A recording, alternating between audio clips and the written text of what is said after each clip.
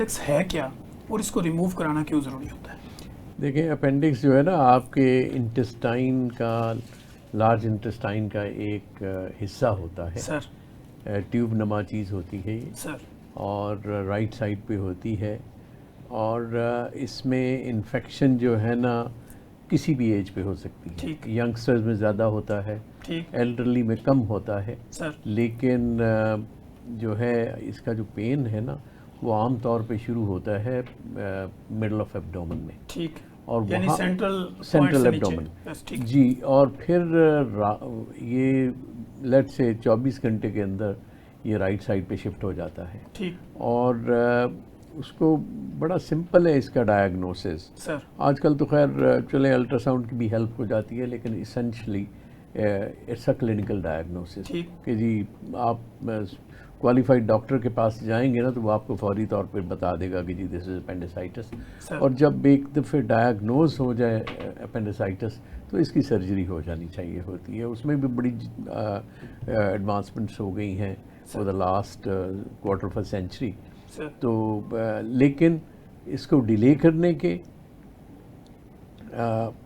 या इसकी बड़ी गंभीर किस्म की कॉम्प्लिकेशंस हो सकती होती हैं सर, जिससे अवॉइड करना चाहिए, और समटाइम्स वो लाइफ थ्रेटनिंग भी होती है। ठीक। अच्छा सर, कहा जाता है कि पहली दफ़ा जब अपेंडिक्स की पेन होती है तो अगर वो किसी टैबलेट से, इंजेक्शन से रिलीफ हो जाए तो फिर अपेंडिक्स सर्जरी की ज़रूरत नहीं पड़ती। अगर वो दर्द ना रुके तो फौरी तौर पे सर्जरी। इसमें कितनी रियलिटी? नहीं, देखें, वो पेशेंट को जो पेन होता है ना, वो जो इंजेक्शन है उससे टेम्परेरीली रिलीफ मिल जाएगा। लेकिन अगर ये एक्यूट अपेंडिसाइटिस है, वो दोबारा राइट साइड पे पेट के ज़रूर होगा। ठीक। और आम तौर पे इसमें एक और किस्म भी होती है कि जी, एक तो हो गया ये एक्यूट पेन हो गया सर, जिसको हम एक्यूट अपेंडिसाइटिस कहते हैं। एक होता है जिसको जो हल्का हल्का दर्द रहता है राइट साइड पे सर, जिसको हम क्रॉनिक अपेंडिसाइटिस कहते हैं, या एक और इंग्लिश स्लैंग वर्ड है ग्रम्बलिंग अपेंडिक्स, कि जी बार बार हल्का फुल्का पेन होता रहता है सर। तो लेकिन फीलिंग आती रहती है पेन की, जी हाँ, जी हाँ, पेन होगा, मुसलसल नहीं होता, कभी हो गया कभी नहीं हुआ, लेकिन उसमें भी इवेंचुअली आपको सर्जरी करवानी पड़ती होती है। ठीक। तो ये इसेंशली दो वेराइटीज़ हैं ये, जिनके लिए देखें, खुदा ना खास्ता जो इसकी एक बड़ी सीरियस कॉम्प्लिकेशन है वो होती है अगर ये परफोरेट कर जाए। ठीक। उसका बड़ा अनप्रेडिक्टेबल होता है कि जी ये परफोरेट कर, कौन से वाला करेगा कौन से वाला नहीं करेगा सर। आमतौर पे आजकल वैसे अल्ट्रासाउंड से थोड़ी हेल्प मिल जाती है कि जी इसको हम एक स्टोन नुमा चीज़ होती है जिसको हम फीकलेट कहते हैं, अगर वो हो तो उसमें तो फौरी तौर पे विदाउट एनी डिले। लेकिन एक्यूट अपेंडिसाइटिस का तो ये है कि जी जब भी डायग्नोज हो तो with in next 4 to 6 hours इसकी सर्जरी हो जानी चाहिए होती है। ठीक। डॉक्टर साहब, जब हम ये देखते हैं कि डिफरेंट फीमेल्स के अंदर हमारे क्लिनिकल ट्रायल में कुछ पेशेंट इस तरह की रिपोर्ट होते हैं कि उनको अपेंडिक्स भी है, ओवेरियन सिस्ट की भी कंटिन्यू, या PCOS PCOD भी है। इस कंडीशन में जो पेन उनको होता है, क्या ओवेरियन सिस्ट का कोई लिंक है अपेंडिक्स के साथ या नहीं है? ओवेरियन सिस्ट बेसिकली जो पेशेंट की हिस्ट्री होगी वो आपको ज़्यादा अच्छा गाइड कर सकती है कि ये पेन स्पेसिफाइड टू अपेंडिक्स है या ये पेल्विक पैथोलॉजी है, ओवेरियन सिस्ट या अदर पेल्विक पैथोलॉजीज। मगर हर खातून जो राइट साइड के पेट वाले हिस्से में दर्द के साथ आती है उसका अल्ट्रासाउंड मस्ट है। जिस तरह सर ने कहा कि ये मोस्टली क्लिनिकल डायग्नोसिस है, बट जो फीमेल होती हैं क्योंकि उनके डिफरेंशियल डायग्नोसिस में बहुत सारी चीज़ें आती हैं, इसलिए हम अल्ट्रासाउंड ज़रूर कराते हैं पेल्विक पैथोलॉजीज को देखने का। ओवेरियन सिस्ट का डायरेक्टली अपेंडिक्स के इन्फ्लेम्ड होने का ताल्लुक नहीं है, लेकिन दोनों पैथोलॉजीज इकट्ठी मौजूद हो सकती हैं और इकट्ठी ट्रीट भी की जा सकती हैं। ठीक हो गया। अच्छा डॉक्टर साहब, समटाइम हमने देखा है कि लोग जब ये कहते हैं कि अपेंडिक्स फट गया तो उसकी कॉम्प्लिकेशंस क्या होती हैं और किस तरह लोगों को ये पता चले, पेशेंट किस तरह इसको समझे कि इसके खतरात क्या हैं?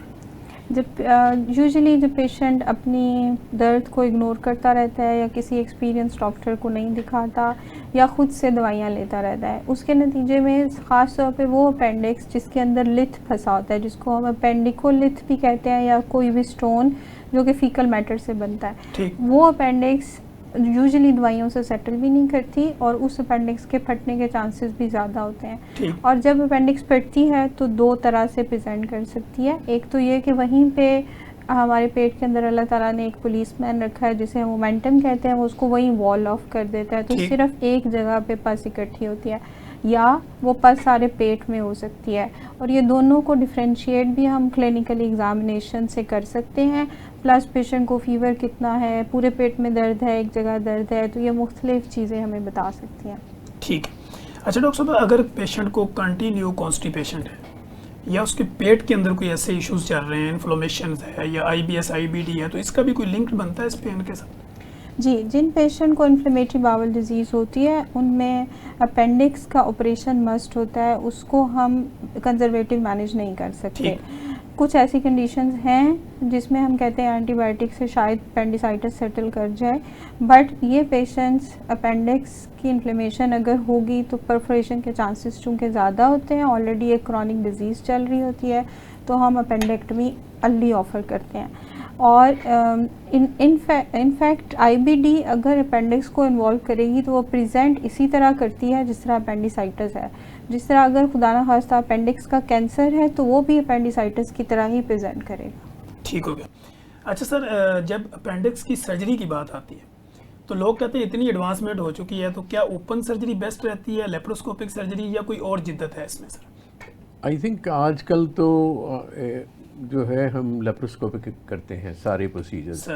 देर आर फ्यू केसेस जो डिले प्रेजेंटेशन हो सर, या जैसे प्रोफेसर तौसीफ बता रही थी कि अपेंडिक्स बर्स्ट हो गया है सर, तो ऐसे केसेस में बाज़ औक़ात अगर ख़ास तौर पे अगर पूरे पेट में पस है सर, तो उसमें हमें बाज़ औक़ात ओपन भी करना पड़ता है, लेकिन लेप्रोस्कोपिक सर्जरी जो है वो आम तौर पे तो आजकल 2 होल से भी हो जाती है या 3 होल से हो जाती है, और इसमें रिकवरी भी बड़ी क्विक होती है।